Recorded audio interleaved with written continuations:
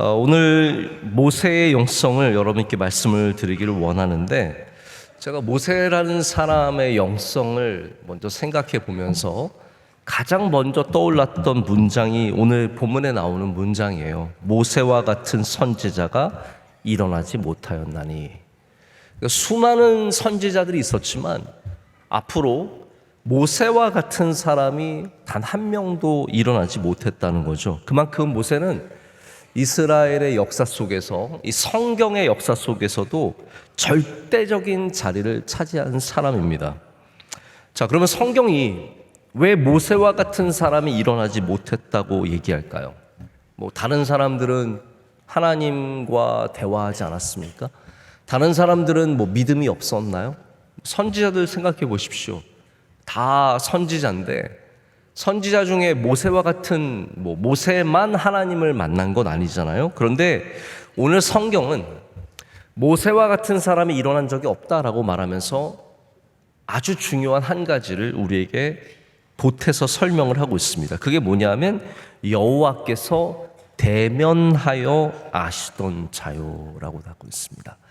그러니까 많은 사람들이 있었지만 여호와께서 얼굴을 마주하여 대면하여 여호와를 드러내시고 여호와께서 말씀하신 사람은 모세밖에 없다라는 겁니다. 그래서 오늘 말씀이 모세가 최고라는 말도 될 수 있지만 그것만이 아닙니다. 모세와 같이 하나님을 만난 사람은 없었다라는 뜻입니다. 자, 그런데 우리는 신약시대 예수 그리스도께서 이 땅에 오셔서 우리 가운데 나타나셨고 말씀하셨고 행하셨고 우리는 그 이유를 살아가고 있습니다. 그래서 사실 여러분과 저는 모세보다 더 큰 은혜를 입고 살아가는 사람들입니다. 할렐루야. 모세는 하나님과 얼굴을 마주했지만 우리는 예수님의 구원의 은혜로 살아가는 더 놀라운 은혜 속에 살아가는 사람들입니다. 바라기는 오늘 말씀을 통해서 여러분도 하나님을 대면하는 은혜가 있으시길 축복합니다. 자, 제가 모세가 하나님과 대면했다라고 말씀을 드리고 있습니다. 이게 얼굴을 마주보고 얘기하는 거, 요즘에 이게 점점 줄어들고 있죠. 여러분, 우리가 예배를 당연히 모든 예배가 다 소중합니다. 저는 온라인 예배도 여러분이 잘 드리면 그거는 정말 못지않는 예배가 될 수 있다고 생각하지만 여러분, 현장의 예배가 갖고 있는 능력이 무엇입니까? 이게 대면하여 드리는 거예요. 이 코로나 시대에 코로나 시대 지났습니다. 이제 코로나 이후 시대에 우리는 이제 코로나 시대의 기억을 아직도 갖고 있습니다. 아직도 저는 줌 미팅을 많이 합니다. 해외 미팅이 생기면 우리 줌으로 만날까? 여러분 줌 미팅 해보신 적 있으세요? 예전에 저희 교회가 한창 코로나로 인해서 완전 락다운 됐을 때 저희 교회에 20명만 예배 드리래요. 참 정말 잔인했습니다. 20명만 예배 드리래요. 그래서 여기에 딱 20명 앉아 있거나 그 전엔 아예 아무도 못 들어오게 한 적도 있지 않습니까? 그래서 저희 교회가 그때 어떻게 했냐면 여기 스크린을 세웠어요. 왜냐하면 목사가 아무도 없는데 설교하는 거 되게 힘 빠지는 일입니다.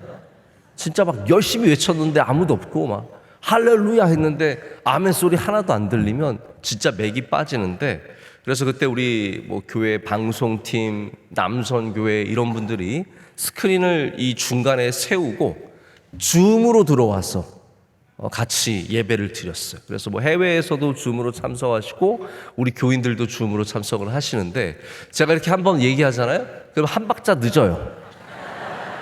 한 박자 늦어요. 그래가지고 그게 더 어색했던 기억이 아직도 너무나 생생합니다. 줌 미팅 하다가 별의별 일들이 다 있습니다. 막 줌 미팅 하다가 갑자기 벌떡 일어났는데 밑에는 반바지고 이렇게 배경을 가리는 줌 기능도 있어요. 그래서 내 뒤에 배경을 해변으로 만들어 주기도 하고 사무실로 만들어 주기도 하고, 근데 이게 조금 흐트러지면 원래 배경이 잠깐씩 나와요. 근데 뒤에 집이 엉망진창인 집들도 드러나고 별의별 일들이 다 있죠. 여러분, 대면하는 것과 대면하지 않는 것은 분명한 차이가 있습니다. 우리가 하나님과 대면하는 자세로 나올 때 우리는 그분 앞에 인격적으로 서기 위해서 나의 몸을 다시 한번 추스리고 나의 몸을 다시 돌아보게 되고 나의 얼굴을 돌아보게 됩니다. 그러나 그렇지 않은 상황 속에서는 우리 줌 미팅에서도 가끔씩 나오는 사건들처럼 정말 눈가림만 하고 할 때가 생긴다는 거죠. 저는 여러분이 이 시대에 더욱더 하나님과 얼굴을 마주하는 신앙을 가지시길 축복합니다. 그게 얼마나 귀하고 능력 있는 믿음인지를 꼭 돌아보셔야 된다는 거죠.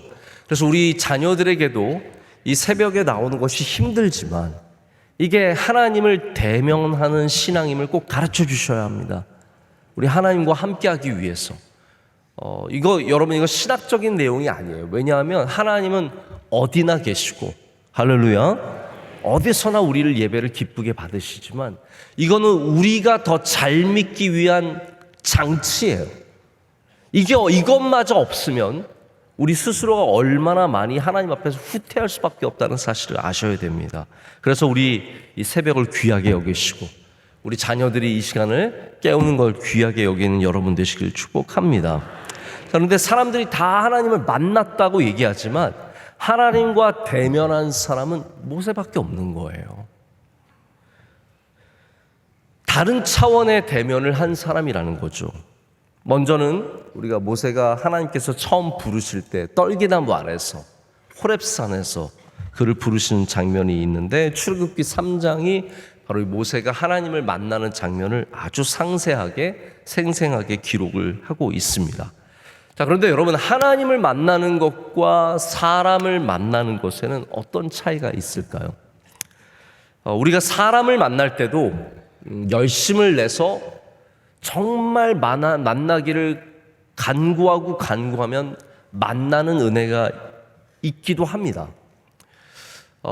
중국 영화, 저 요즘에 이제 중국 영화 잘 못 보게 되는데 예전에는 중국 영화가 우리나라에서 꽤 인기가 있었습니다.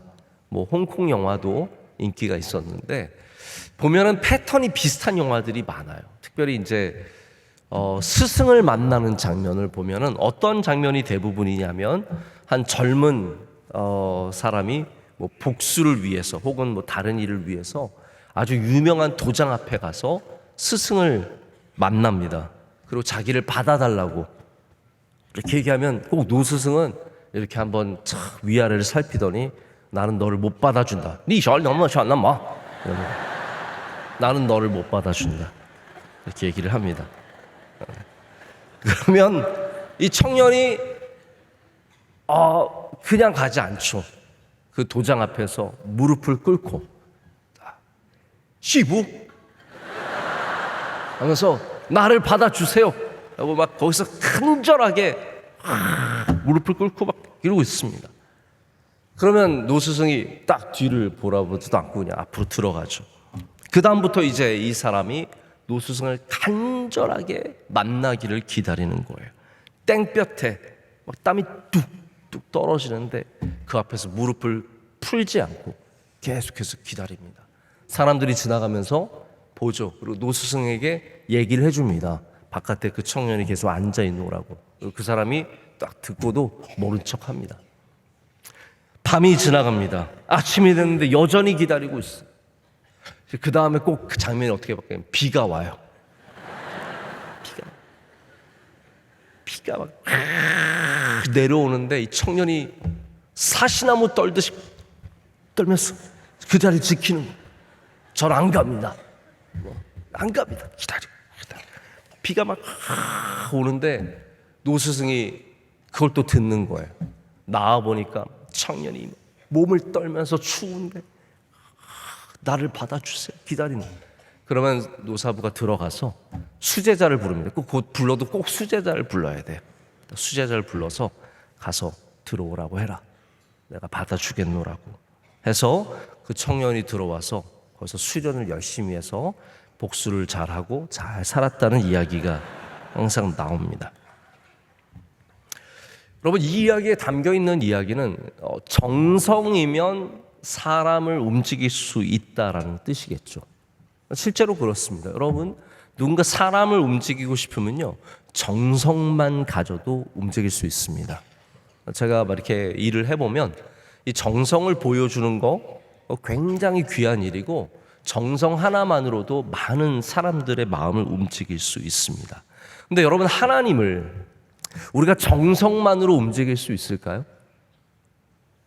하나님을 만나는 것은 단순히 우리가 땡볕 아래서 혹은 비 내리는 곳 앞에서 무릎을 꿇고 무릎을 풀지 않고 몇 날 며칠을 거기서 고생하면 만날 수 있는 그런 게 아닙니다.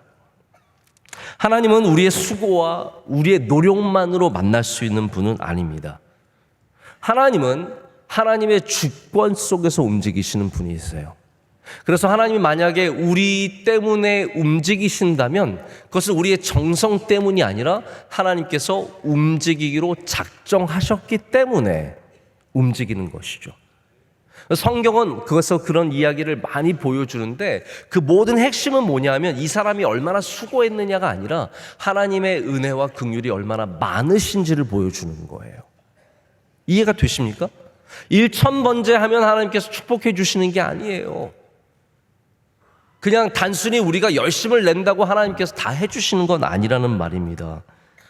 거기에는 은혜와 사랑과 긍휼을 베풀어 주는 불쌍히 여기신 하나님이라는 전제가 있기 때문에 그 전제 속에 하나님께서 하나님의 주권으로 움직이시는 거죠.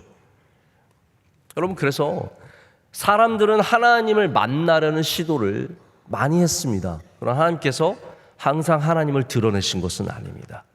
예를 들어서 모세의 형인 아론이 사람들에게 하나님을 보여주고 싶었습니다.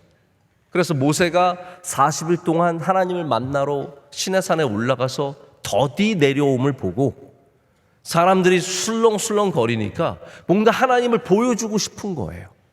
그래서 금을 모아가지고 금송아지 만든 다음에 이게 너희를 구출해내신, 너희를 구원한 바로 그 신이다라고 하면서 그 금송아지 앞에서 막 잔치를 벌이고 엉뚱한 짓을 하잖아요. 하나님 이 모든 것을 거부하시는 겁니다. 그래서 하나님께서 우리를 만나 주시는 것은 절대적으로 계시예요. 하나님께서 우리에게 보여주셔야 합니다. 하나님께서 가리고 있는 것을 벗겨주셔야만 하나님께서 우리를 만나 주실 수 있다는 거죠. 그래서 하나님께서 만남을 허락하실 때는 전적으로 하나님의 은혜입니다. 자, 오늘 이 시간 여러분께서 이 자리에서 하나님께 예배드리고 하나님을 만나는 것은 오직 하나님께서 은혜를 베풀어 주셨기 때문이라는 거죠. 여러분은 오늘 이 시간 다 하나님의 은혜를 이미 입은 사람들인 줄로 믿습니다. 또한 하나님께서 이 모세를 만나 주실 때 호렙산 시내산 떨기나무 아래서 만나셨다는 것이 굉장히 특별한 사건입니다. 우리는 하나님을 만나기 위해서 특별한 장소들을 사모합니다. 우리 명성교회가 참 귀한 교회인 게, 우리 교회는 기도원을 사랑해요. 우리 원주수양관 사랑하시는 분들이 얼마나 많은지 모릅니다. 기회만 되면은 원주수양관 가서 거기서 잠깐이라도 기도하고 나오시고, 저도 이번에 지방에 다녀오면서 원주수양관을 너무너무 들리고 싶었어요. 근데 못 들리고 왔는데 이게 저의 마음만이 아니라 모든 성도들도 그런 마음을 갖고 있다는 것이 참 기쁘고 감사할 때가 있습니다. 근데 여러분 이걸 기억하셔야 돼요. 저는 수양관 가라고 말씀을 드리고 수양관에서 기도하면 좋다고 말씀을 드리지만 하나님께서 우리를 기도원의 기도실에서만 만나 주시는 건 아닙니다. 하나님께서 우리를 우리의 삶의 가장 중심에서, 바로 우리의 삶의 자리에서 만나 주실 때가 얼마나 많은지 모릅니다. 그래서 저도 책상에 앉아서 가만히 있어서만 설교가 생각이 나고 말씀이 생각이 나는 게 아닙니다. 하나님의 말씀을 생각하는 대부분, 저의 10번의 설교를 한다면 8번의 설교는 어디에서 생각이 나냐 하면 사람을 만나는 중에, 길을 가다가, 어디 멀리 가는 여정 중에, 누군가 얘기를 듣다가, 혼자 걷다가 생각이 날 때가 얼마나 많은지 모릅니다. 여러분, 호렙산, 이 호렙산이 우리가 생각하기에 신의 산이잖아요. 그거는 아시죠? 네. 호렙산이 신의 산인데 신의 산이 호렙산이고요. 마치 우리가 모리아 산을 시온산이라고 부르는 것과 똑같아요. 이렇게 다른 이름들을 성경에서 갖고 있는데 우리가 생각하기에 신의 산은 굉장히 거룩한 곳이잖아요. 하지만 모세에게는 원래 신의 산이 거룩한 곳이 아니었습니다. 모세에게 신의 산은 어떤 산이었냐면 양치러 가는 산이었어요. 그날도 모세가 하나님을 만나기 위해서 따로 찾아간 게 절대로 아닙니다. 어느 날 그가 양을 치고 있는데 하나님께서 불타는 떨기나무 아래서 나타나셔서 나에게 나오라. 이곳은 거룩한 곳이니 너의 신을 벗고 나에게 나오라 라고 말씀하시면서 그의 일하는 곳을 거룩하게 만드신 겁니다. 저는 바라기를 여러분이 하나님을 정말로 만나려면 여러분이 일하는 곳이 거룩해져야 합니다. 할렐루야. 여러분이 양을 치는 곳이, 여러분이 직장을 다니는 그곳이, 일하는 곳이, 사람을 만나는 곳이 거룩해져야 정말로 하나님을 만나는 은혜를 누리게 된다는 거죠. 그래서 모세가 특별한 자리에서 하나님을 만난 게 아니라 그가 양치는 가장 그의 삶의 평범한 자리에서 거룩하신 하나님을 만났다는 것이 중요합니다. 여러분, 저는 그게 더 위대한 것 같아요. 여러분의 삶의 자리가 성령으로 불타오르는 것, 여러분의 가정이 성령으로 불타오르는 것, 교회만 와서 막 뜨겁게 기도하고 집에 가서는 막 사이렌을 울리는 게 아니라 여러분의 가정이 하나님의 임재하심으로 불타올라야 된다는 거예요. 여러분의 직장에서는 거짓되고 세상의 방식으로 살아가는 게 아니라 여러분의 직장에서도 하나님의 떨기나무가 불탈 수 있어야 된다는 겁니다. 거기서도 우리가 신발을 벗고 여러분 우리 강단 위가 신발을 벗고 올라오는 데잖아요. 이거 되게 곤란해 하시는 분들 많습니다. 저는 한국 사람들이면 당연히 여기 와서 쉽게 적응할 것 같은데 아니에요. 한국 사람들도 이게 안 맞는 목회자분들은 여기 와서 신발을 안 벗으려고 잠시 실랑이를 벌여요. 진짜로요. 그래서 저는 요즘에 강사 목사님들한테는 미리 좀 알려드려라. 우리 명성교회는 신발을 벗고 올라와야 하는 곳이다. 가르쳐드려라. 아니, 오히려 외국 분들은 순종하는 분들이 많아요. 외국 분들은 한국에 오면 모든 걸 받아들일 준비를 하고 있어요. 그래서 여기서 신발 벗으라 그러면 really? 하면서 신발을 막 힘들게 끈을 풀고 벗고 올라오시는 분이 있으신데 한국 목사님 지난번에도 어떤 분이 안 벗으면 안 될까요? 그래서 저는 양말에 빵꾸가 났나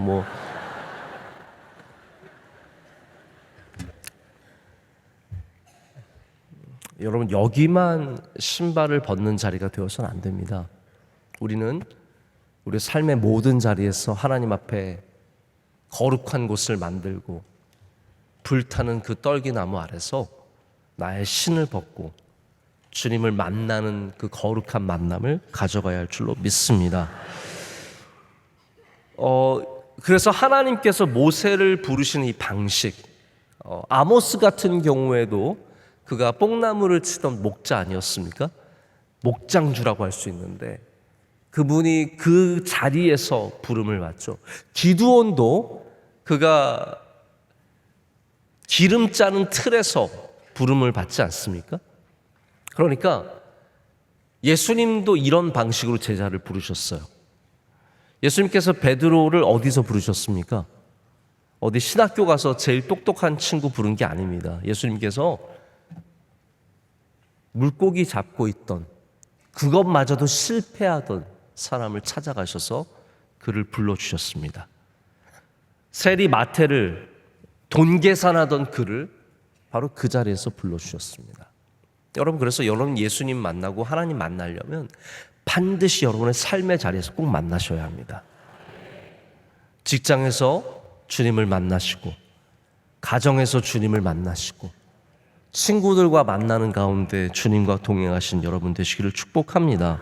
그래서 제가 교인들 사업장 방문할 일이 별로 없는데 제가 가끔씩 어떤 분의 사업장에 가서 그분이 그곳에서 열심히 예수님과 함께 동행하는 삶을 보면 정말 기쁘고 감사할 때가 있습니다. 이게 쉽지 않은 일이죠. 그러나 우리가 모세의 영성, 하나님을 대면하는 모세의 영성을 담기를 원한다면 반드시 나의 삶의 자리에서 주님을 만나야 할 줄로 믿습니다. 자, 그러면 하나님을 대면하면 뭐가 좋을까요? 갑자기 모세처럼 우리의 얼굴이 막 빛나고, 여러분 그런 거 원하셔서 하나님 만나길 원하십니까? 혹은 이번에 땅값 오르려고 하나님 만나기를 원하십니까? 아니면 우리의 자녀 좋은 대학 가라고 하나님을 만나기를 원하십니까? 자, 모세가 하나님을 시내산에서 만난 다음에 모세가 얻은 게 뭐예요? 사명입니다. 짐입니다. 모세의 사명은, 모세의 부르심은 그가 좋은 학교를 나와서 얻어낸 것이 아니라 하나님을 만나서 발견하게 되었고, 그리고 강화되었습니다. 혹시 여러분 중에, 우리 자녀들 중에서도 나중에 커서 내가 뭘 해야 될까 고민하는 분들은 정말 하나님을 꼭 만나셔야 합니다. 하나님을 만나셔야 내가 어떠한 직업뿐만이 아니에요. 저는 꼭 직업만을 말하는 게 아닙니다. 우리의 삶의 의미를 발견한다는 것이 하나님을 만나지 않으면 절대적으로 불가능한 일이라는 것이죠. 우리가 하나님을 만날 때 하나님께서 네가 왜 이 땅에 존재하는지, 너가 왜 이 땅에 그렇게 태어나서 왜 바로의 궁정에 들어가서 온갖 바로의 교육을, 이집트의 교육을 철저하게 다 받고, 그리고 40년 동안 이 고난의 삶을, 버려진 삶을 살았는지를, 그 의미를 발견하는 것이 바로 하나님의 만남을 통해서라는 겁니다. 오늘도 주님을 만나시면 우리는 뜻을 발견하고 의미를 발견하고 우리가 왜 이 땅에 존재하는지 꼭 알게 되는 은혜가 있을 줄로 믿습니다. 자, 두 번째 모세가 하나님을 만나는 중요한 장면은 바로 시내산의 대면입니다. 우리가 아까 전에 말씀드린 것처럼 호렙산, 시내산, 여러분 참 이것도 신비하지 않습니까?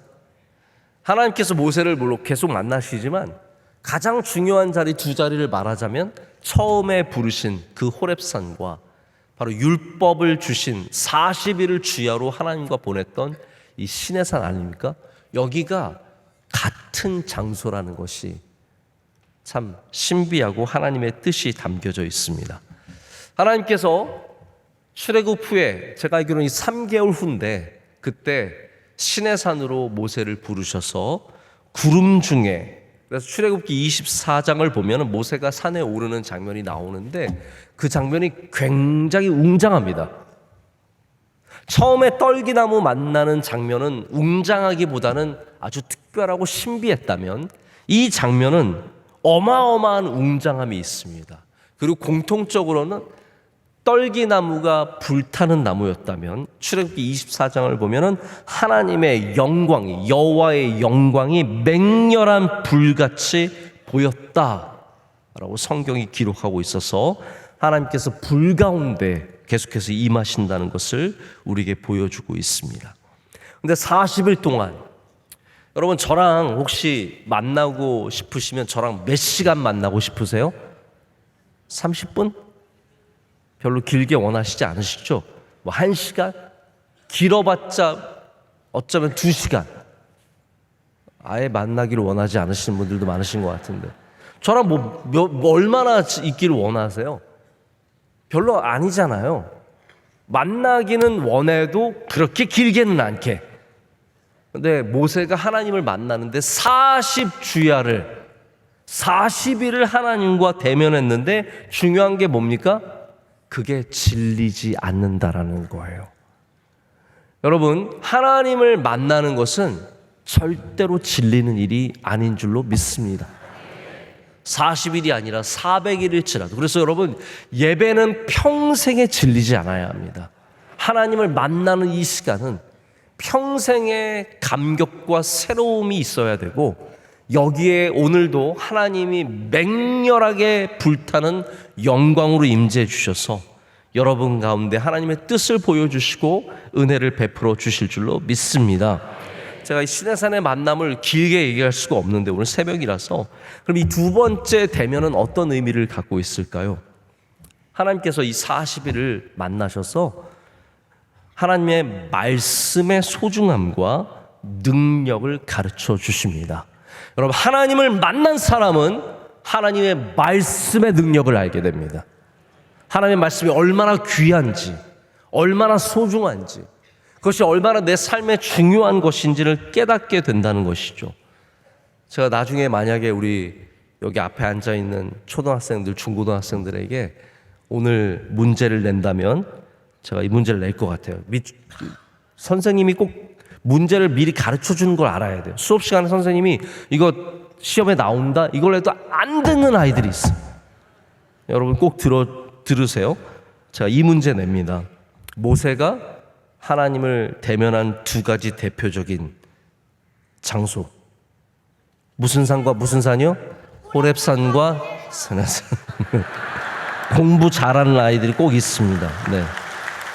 자, 호렙산과 시내산. 근데 중요한 건 호렙산과 시내산이 같은 산이라는 거. 네.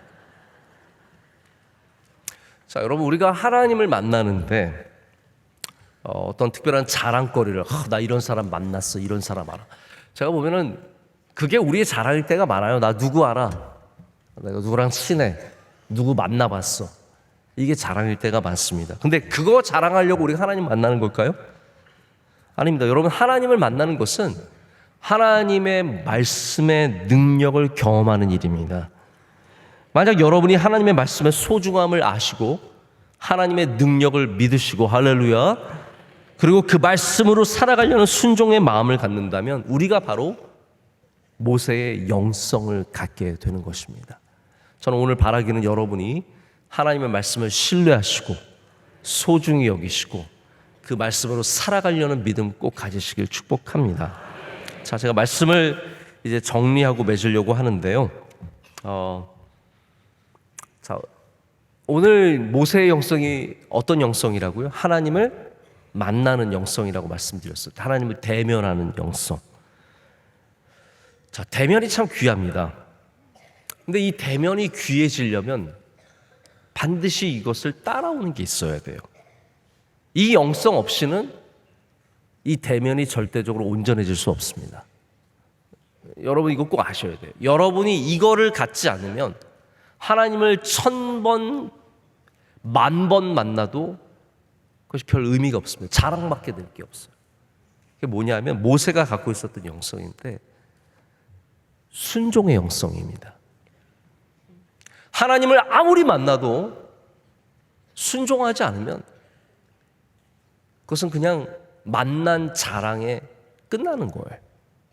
근데 모세가 뛰어난 이유는 하나님을 만나고 내려올 때마다 그는 그 말씀에 순종하여 살아갔다라는 겁니다. 처음에 떨기나무에서 불러주셨을 때 모세는 나이를 먹어서 80세 아닙니까? 요즘 80세가 왜 이렇게 많이 나오는지 모르겠어요. 다니엘도 80세였고 벨사살 앞에서 다니엘이 80세였고 올해 우리 원로 목사님도 80세고 모세도 여기 80에 하나님께 부름을 받았어요. 모세가 나이가 들어서 힘을 잃은 육체를 갖고 하나님을 만났고, 모세는 핸디캡이 있습니다. 말주변이 없어요. 주님, 저는 말을 잘 못합니다. 저 말 못해서 절대로 바로 얘기해서 할 수 없습니다. 근데 하나님이 말씀하시면 순종하는 거예요.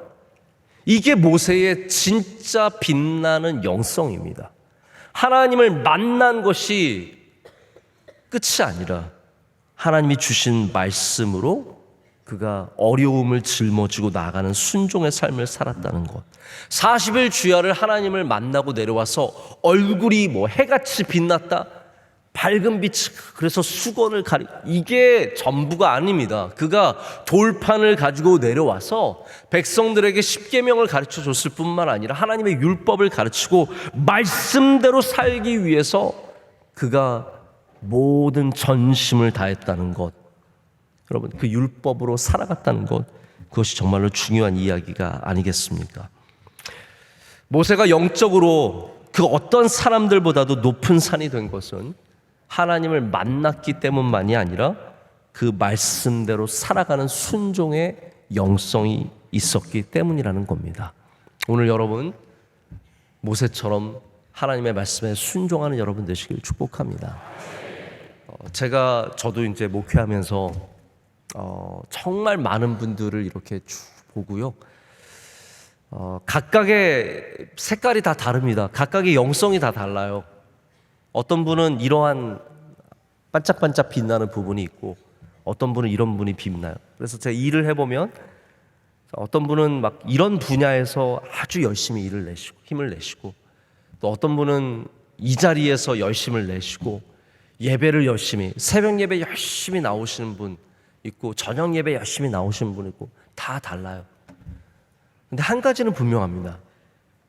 제가 이렇게 가만히 보면 순종의 믿음을 가진 사람은 끝까지 가요.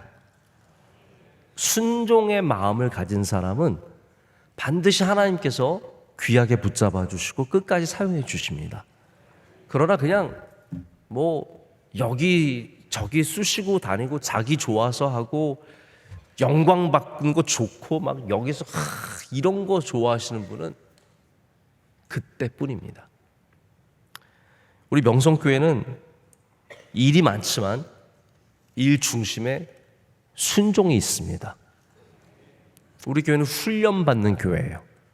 여러분이 그걸 꼭 아셨으면 좋겠습니다. 우리 교회는 와서 그냥 은혜 받고 돌아가는 교회가 절대로 아닙니다. 여기 와서 좋은 말씀 듣고 말씀 이런 말씀이 있었네, 목사님 말씀 참 좋네, 그리고 돌아가는 교회가 아닙니다. 구경 오가서 여기는 시설이 참 좋네, 프로그램이 참 좋네, 편하네, 시원하네, 따뜻하네, 그런 교회가 아닙니다. 우리 명성교회는 영적으로 훈련받는 교회입니다. 저는 앞으로도 우리 교회가 계속해서 영적으로 훈련받는 교회가 되기를 원합니다. 그러려면 하나님을 만나셔야 하고요, 하나님의 말씀에 순종하는 훈련을 하셔야 합니다. 여러분, 오늘 이 말씀을 통해서 여러분도 다 그런 영성을 가지시길 축복합니다. 제가 지금 영성을 계속해서 바울의 영성으로 시작해서 아브라함, 모세 했는데, 제가 이 말씀을 준비하면서 이거는 한 10년 할 수 있겠는데 생각이 들죠. 성경에 할 사람들이 너무 많은 거예요. 모세만 해도 제가 오늘로 못 끝내요. 끝난 줄 알았죠? 네, 아닙니다. 모세 오늘로 끝내는 게 아닙니다. 모세의 영성 할 게 쌓여 있습니다. 근데 제가 이렇게 말씀을 드리는 것은 절대로, 여러분 가끔씩 우리가 실수하는 게 뭐냐면 누가 누구보다 낫다, 저는 그런 얘기 하려는, 성도들도 마찬가지예요. 누가 누구보다 낫다, 그런 판단을 자꾸 하면 안 됩니다. 누가 누구보다 더 뛰어난 믿음이다, 저 사람이 이 사람의 믿음보다 더 좋다, 이런 거 굉장히 비교하는 것 자체가 굉장히 어리석은 일입니다. 우리가 해야 할 일은 누가 더 잘 믿는 사람인지를 비교하는 것이 아니라 우리 모두가 다 믿음의 주요 온전케 하시는 예수를 바라보며, 할렐루야, 더욱더 영적으로 풍성한 사람이 되기를 사모하는 마음 갖는 거예요. 이거를 통해서 자꾸 판단하지 마시고 어떤 영성이 더 좋은 영성, 이런 거 생각하지 마시고 우리 모두가 더욱더 사모하는 마음으로 주님 앞으로 나아가기를 간절히 소망합니다. 이 토요일 새벽이 훈련의 자리가 되어서 여기 나오시는 분들마다 영적으로 승리할 줄로 믿습니다. 그러면 토요일 새벽 예배는 다른 월요일부터 금요일까지 다 귀한 새벽 예배이지만 특별히 앞으로도 훈련의 자리가 되기를 원합니다.